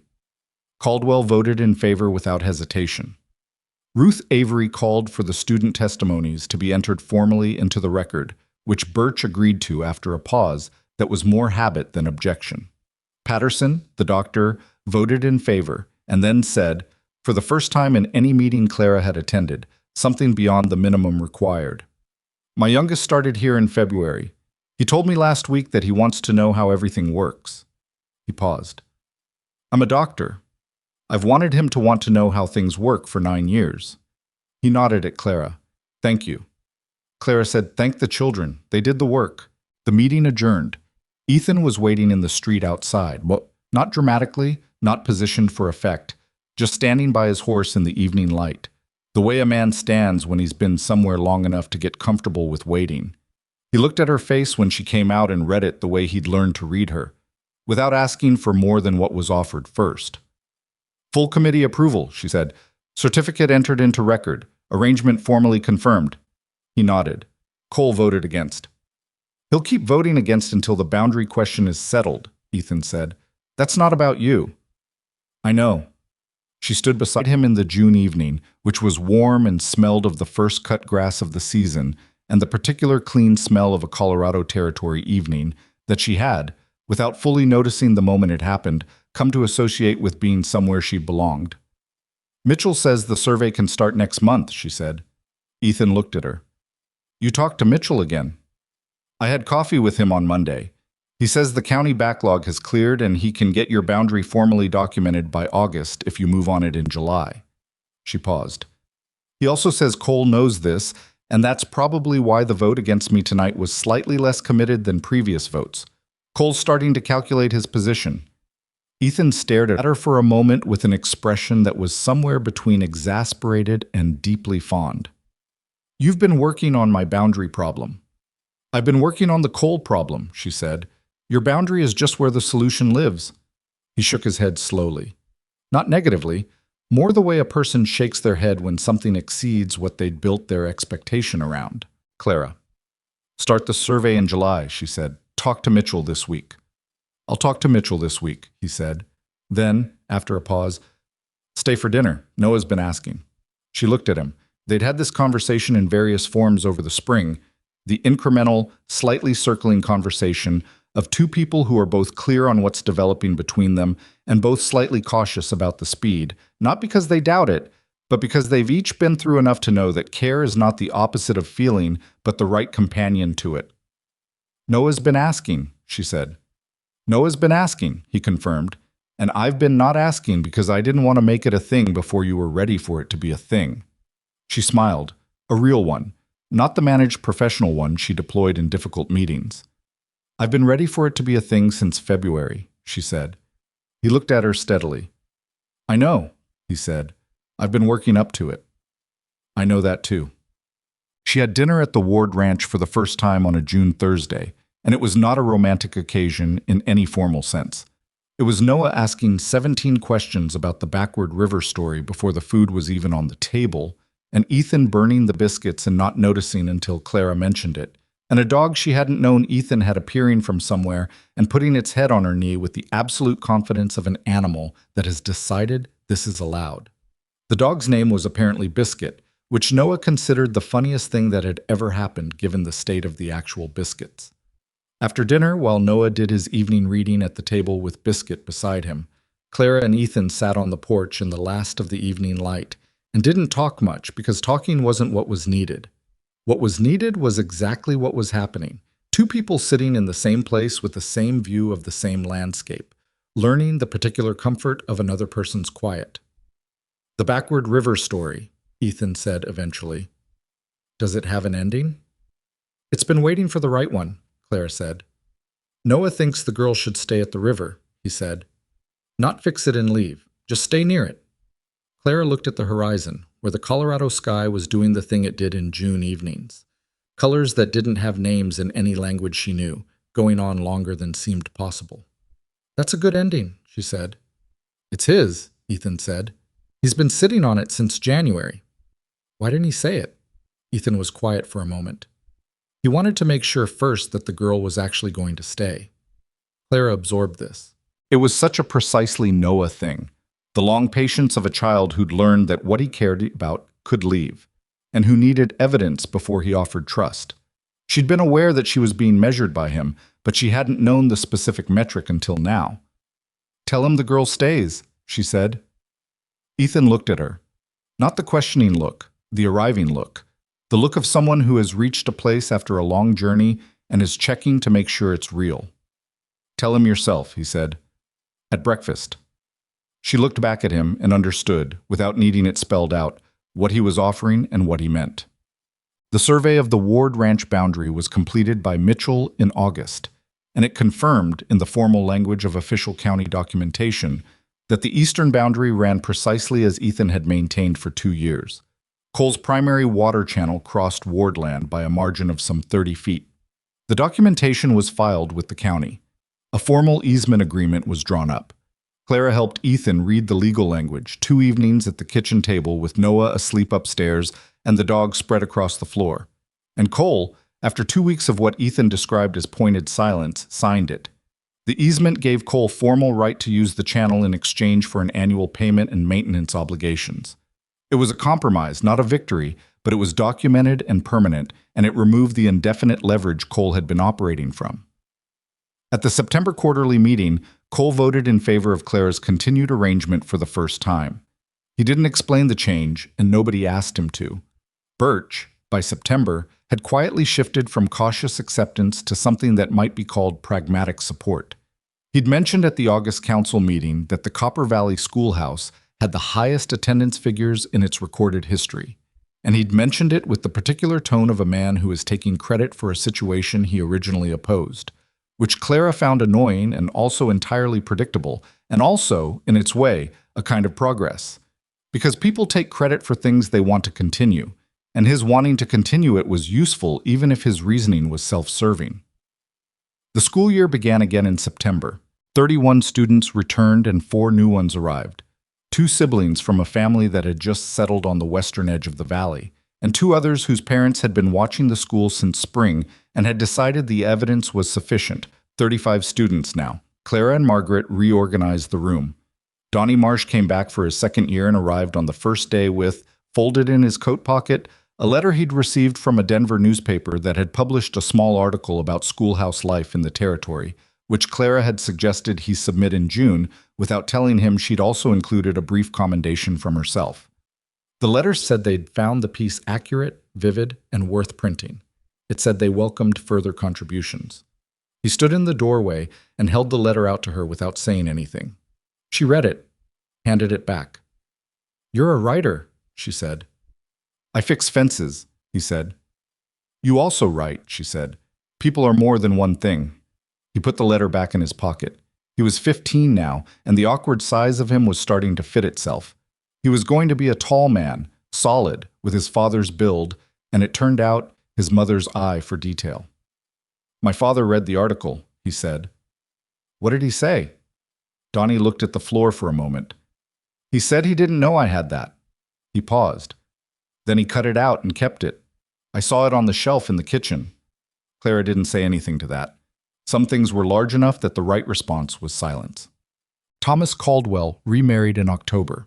The woman's name was Helen Marsh, no relation to Donnie, just the frontier coincidence of limited surnames. And she was 38 years old and had been running a small homestead on her own since her first husband passed, which was to say she was exactly the kind of woman who could handle a working ranch and had the scars and the competence to prove it. Clara heard about the engagement from Ruth Avery, who mentioned it with the mild satisfaction of someone reporting that a thing has sorted itself into the right shape. Caldwell came to the schoolhouse in October, 2 weeks before the wedding, and Clara didn't know why he'd come until he'd been standing in the room for a moment and said, "Helen wants to send her daughter here. From her first marriage. She's 9. "Of course," Clara said. He nodded, looked around the room, which was different from how it had been when he'd sat in the small chair in March. Fuller, slightly rearranged, with the new second bookshelf that Alice Purcell had finally persuaded the supply budget to accommodate. "This place looks different than it did," he said. "It is different." "You made it different." She looked at him. "The children made it different. I just made it possible for them to." He turned his hat in his hands. That gesture she'd come to read as Thomas Caldwell's particular form of thinking out loud.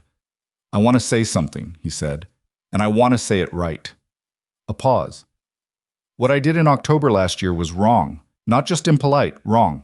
You were a person who deserved a fair consideration, and I didn't give you one, and everything that happened after. The committee, the reviews, the pressure. I was part of that pressure even when I was trying to correct it, and I think you deserved better from the beginning." Clara looked at him. "You were one of 4 votes in January," she said, "and you voted right." "I should have voted right from October." "Yes," she said simply. "You should have." He absorbed this without flinching. "I know." "But you revised," she said. "Most people don't. Most people decide what they think and then arrange the evidence to keep thinking it. You looked at what was in front of you and changed your mind." She paused. "I don't give you credit for what you got wrong, but I give you credit for what you did about it." He was quiet for a moment. Then he said, "Helen's daughter is named Clara." She blinked. "Is she?" "I thought you should know, so it isn't strange on the first day." Clara almost laughed. "Send her Monday. She'll fit right in." What nobody tells you, what Clara had not known at 22 with her father's library and her professor's education and her considerable intelligence, is that belonging is not a thing you find. It is a thing you build, and you build it the same way you build anything worth having, with imperfect materials in difficult weather, making mistakes and adjusting and continuing past the point where you were sure you should stop. She had come to Copper Valley with a rejection and a bag and a borrowed future that turned out to belong entirely to her. She had come as someone else's failed plan and become, through stubbornness and practical intelligence and the decision, repeated daily, to stay when leaving would have been easier, something that Copper Valley hadn't had before she arrived and now could not imagine without. She did not save the town. That's the important thing to understand. Towns are not saved by individuals. They're changed by them. slowly and incompletely, and in ways that outlast the change itself. What Clara did was specific and modest and durable. She made 35 children want to come to a room and learn things, and she made them feel, while they were in that room, like their ideas were worth the air it took to say them. That was all. It was enough.